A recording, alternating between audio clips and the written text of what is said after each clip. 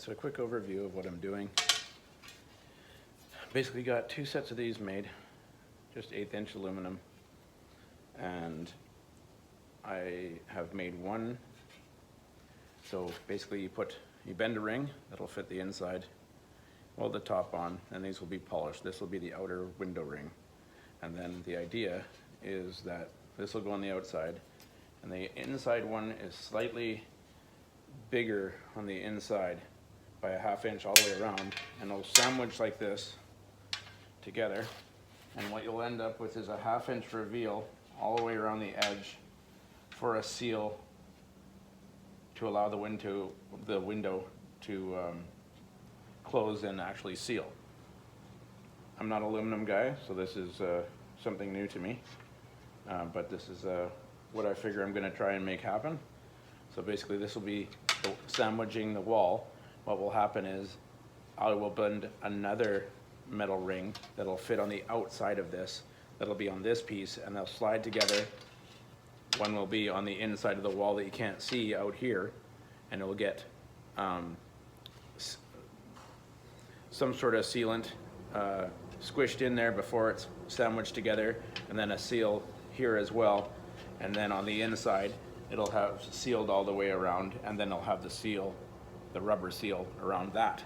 So this should be theoretically waterproof, and I will get the look I want, because I'm not a huge fan of the new windows and doors people put in. There's nothing wrong with them. I'm sure they're 10 times better than what I'm building, in theory, but they don't have the look I want. They don't make it, so you make it yourself.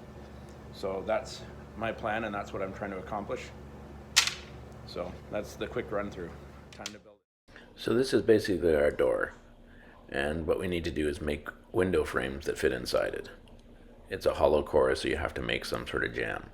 So I had to take the little piece of wood, add a 1/4 inch to it to allow for the movement of the window, and then make a drawn file of that jig.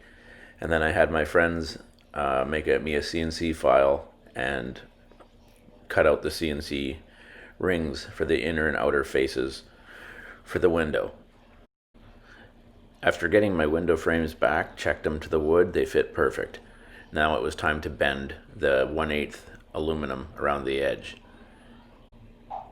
So while bending the ring, you have to basically make it so it will stay where you go. So you have to use blocks of wood and screw it and hold it in place as you go. I used heat to make it a little easier to bend. Not that it's that bad, but I found it helped. And then I just used a small body hammer and tapped it around the edge and pulling it at the same time around the corners, slowly adding more blocks all the way around to hold it in place. An interesting tip to know is when you're bending aluminum, to do something like I'm doing here, aluminum doesn't like to bend super sharp. So instead of using a flat bar, which most people would be drawn to, that aluminum is a 6061, and it doesn't bend that well, and it tends to crack on sharp curves. So I chose to go with a flat sheet, cut it down to the right width, and use that. Then it was time to mount the inner jamb and the faces together, bracing them together to prepare for welding.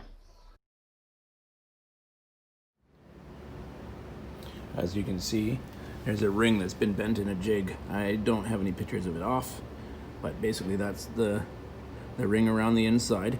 It's been completely bent around that wooden jig in the center here. And then this sits flat on here.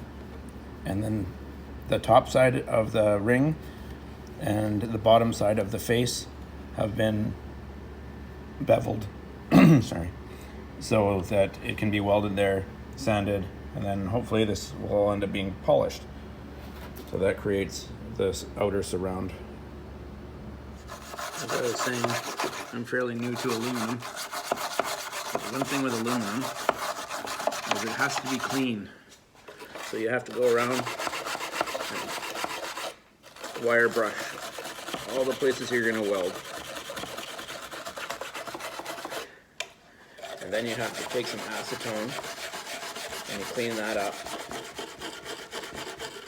Blow it all off, clean it up, wipe it with acetone, And then you can basically start to put down your welds. What I'll be doing is tacking this all in place, and then I'll probably come back and weld it tomorrow morning. It's all braced in here to keep it flat as much as I can. I'm more of a steel guy, so all this stuff is a little bit new to me. I have not actually done that much aluminum stuff. A couple little projects. TIG, I'm very fresh with. I'm not super experienced with it, so I don't pretend to be. So if I'm doing something wrong or doesn't look all that great, hey, what do you get? You don't have the experience behind the materials. But this should work out fine. I've done one outside one already, and it should go fine, and it should get polished up with no problem, I'm hoping. So I'm gonna get this thing cleaned up. I'll blow it off, clean it up with acetone, and tack it together. Then after cleaning up the jig, I began to tack it together, trying to space my welds as far apart as I could, spinning it around as I go. And then after that, I left it in the jig overnight just to prevent it from moving, so it was nice and cold for when I started to actually finish weld it the next day. It's always hard to weld this kind of stuff as there's not a lot holding it, so I tried to brace it up as good as I could to stop it from warping and twisting. There's a lot of heat when you're going right around something like this, so it takes a lot of time, it takes a bit of effort, and then there's lots of finishing work after, because I didn't want to grind all my weld off. So I had made sure that I had that little valley to weld in so I could grind it smooth and not grind all my weld off.